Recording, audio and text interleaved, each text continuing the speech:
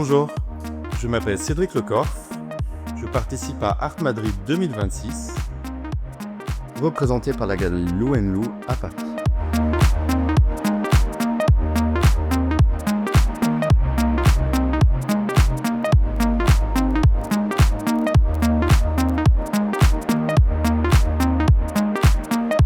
J'ai envie de me rater de l'art rupestre, des images que j'ai, puisque dès que l'homme préhistorique a pris conscience de la mort, il a ressenti la nécessité de laisser une trace, en marquant au pochoir sur la paroi une main rouge, symbolisme de sang vital. Et l'homme paléolithique est un chasseur-cueilleur qui ressent un sentiment mystique face à l'animal, une forme de magie spirituelle, de rite, s'opère avec la création et ainsi sacralise dans la caverne, par la représentation abstraite de la mort et de la vie, la procréation, les Vénus. Et est-ce que alors l'art est né ? Dans mon interprétation, l'art est sacré par essence, puisqu'il révèle l'homme créateur.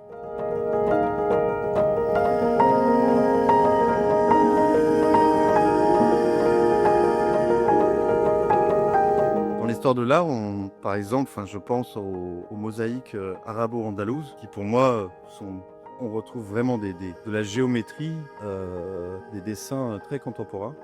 Et dans la peinture et la sculpture baroque espagnole, le sujet qui revient quand même très souvent est la tragédie.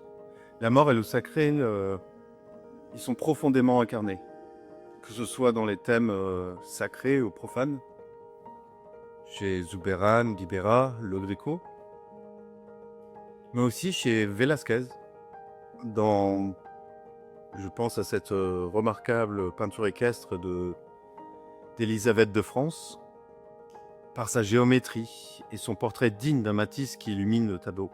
Quand je pense à la sculpture, les merveilleuses sculptures de polychromé d'Alonso Cano, Juan de Boni ou Pedro de Mena, où les yeux en verre sont incrustés de dents en ivoire, ongles en cornes et des cils en cheveux, cela a très certainement influencé mon travail. Dans ma sculpture, morphologique et équestre, personnellement, dans mon travail, j'incruste des éléments en porcelaine, dans du bois sculpté ou peint.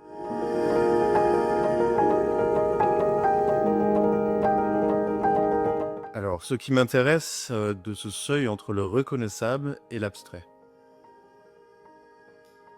Pour ma part, toute représentation en peinture ou en sculpture est abstraite. C'est la construction architecturale de l'espace, sa géométrie secrète, qui l'impose et l'émotion que la couleur provoque. C'est quelque part le dépassement du réel afin d'atteindre cette sensation.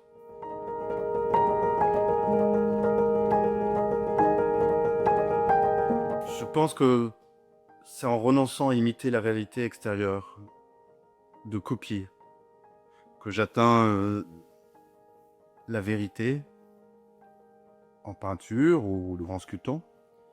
C'est comme si je me mirais dans mon sujet pour mieux y découvrir mon propre secret, peut-être.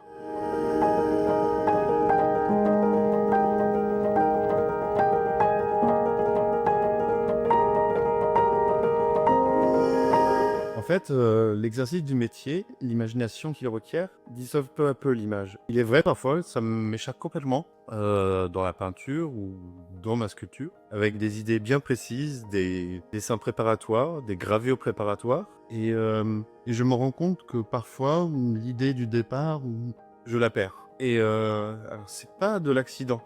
Ça peut être lié à des problématiques techniques, mais souvent, voilà.